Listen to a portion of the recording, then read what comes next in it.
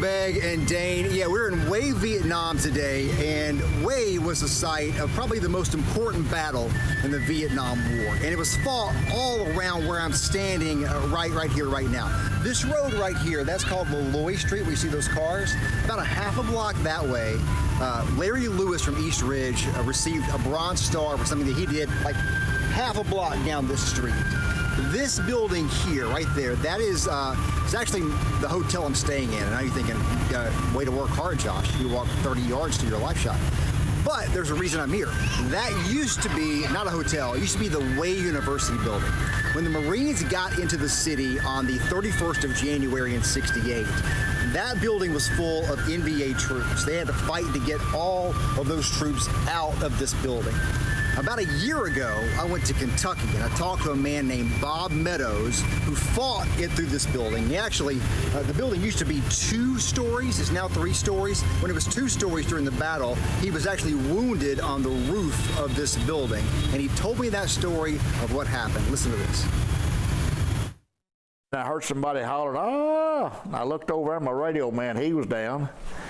And I run to get him, and he's screaming about his ears. And I had got the left thing off the backpack for his radio. I'd got it off. I was trying to get the right one off so we'd have the radio because I knew we was going to get him out. And boom, then I went down. And that's the last thing I remember. Bob Meadows actually ruptured an eardrum and all of that. He went to the hospital in Da Nang, came back to the battle, didn't know his eardrum was ruptured, eventually got hit again, injured 3 times in this battle. He's incredible, outstanding. I learned this fact yesterday. So there's this moment in the battle where they take this big gun. It was called a 106 recoilless rifle. And they took it to the 2nd floor of this building right here, and they shot it out of a window, and they knocked the doors off of the old Treasury building that was back behind this building.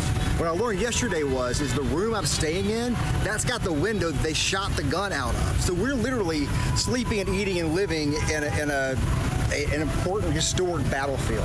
It's just kind of wild. All right, tonight at 6, we're gonna come back out here, we're gonna do this again, and I'm gonna take about 3 steps that way and tell you about something that happened right over there. It's a wild story, I promise you that. Let me ask you this before I go, Dane and Meg.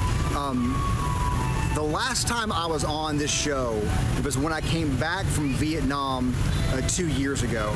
We work in the same newsroom.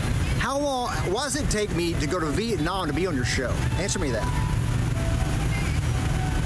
I'm not sure, Josh. Yeah, that is crazy. We gotta, all right, so when you come back, obviously you're gonna come on again, yes, but then 100%. we are not waiting another 2 years for you to go back to Vietnam. We're gonna have you back here, okay? You might not be able to hear us anymore, but you know, it's so funny.